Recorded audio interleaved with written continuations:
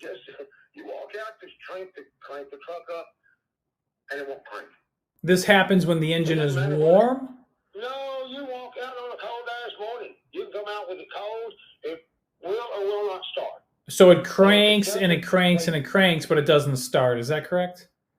It doesn't crank. It doesn't turn over. Oh, I see. Okay. You turn the ignition switch. You turn the ignition switch on. Lights come on. No starter. Okay. Are there any codes in the computer? Okay. No, not really. No. That's why they can't find it. Sure, you bet. Let me explain real quick how the starting circuit works, okay? On this vehicle, the ignition switch sends a signal to the body control module. So when the body control module receives a signal from the ignition switch, it will then send a signal over to the engine control module. And then when the ECM receives this request from the BCM, it will then activate the starter relay in the underhood fuse block. And then from there, the contacts inside the relay will close. It'll send power down to the starter. So the question is, where in the starting circuit is the breakdown? So the easiest thing to do as a technician is just to honestly plug into the data link connector, extract the codes from the ECM and the BCM, make sure both of those modules are up and communicating when this happens, and then go from there. I may call you back, get my mechanic to call you back. Maybe y'all can talk and get a better idea. So the engine control module and the body control module, we need to pull codes from those computers. One of the codes that we see a lot causing this problem is a B2960, and it indicates a bad ignition switch, and that'll cause a no crank condition. Well, sir, you've done me a lot better. I feel better now. Good. I've got a list of things. I feel much better because I was confused. Good. Thank you. Again, I may call you. I'll get my mechanic to call you or something, but he would understand all this. And just out of curiosity, how long has this been going on? Ever since I bought the truck, 3 years. So for we bought it like that, and of course I bought it from a used car lot. Now they don't know what the problem is. Mm-hmm. They ain't gonna know what it is. And then when I go to the Chevrolet place here, I don't know.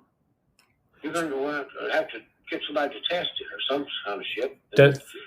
That's crazy. It's going to cost an arm and a leg if I go up there. They're going to start trying to troubleshoot this thing.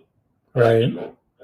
So for 3 years, this has been an intermittent no crank condition. Yeah, absolutely, yes. Yeah. Oh my goodness. Sure is. I've been talking to everybody about this. Now finally today, he was stuck in about 30 miles from here. Went to fill it up.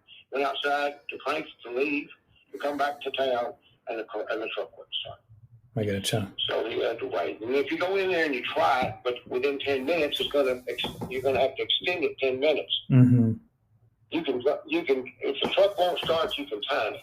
Right. Check it in 10 minutes and it'll fine. So have a reset. But that's what someone told me years before I ever had my Z71. They did that. They went out to crank their car. It was a Pontiac or something. And they tried to crank it, wouldn't start. And they got out and they said, I'll give it 10 minutes. It's a safety thing or some kind of before I mean, yeah, it'll start. And he went out and looked at it, it started. Wow. This is not the first time I've heard. This is the third time I've heard this problem that I had dealings with it. So it's not a common. They know something about this, but you've helped me. You've helped me. There's several things it could be. There's not just one thing. I understand. You've got several things in the system that it could be. I appreciate your time, sir. All right, you bet. You're welcome. Good luck. I'll pass this information on to my mechanic. We'll go from there. I do appreciate it, sir. All right, you bet. You're welcome. Good luck. Okay. All right. Have a good day. All right, bye. Bye-bye.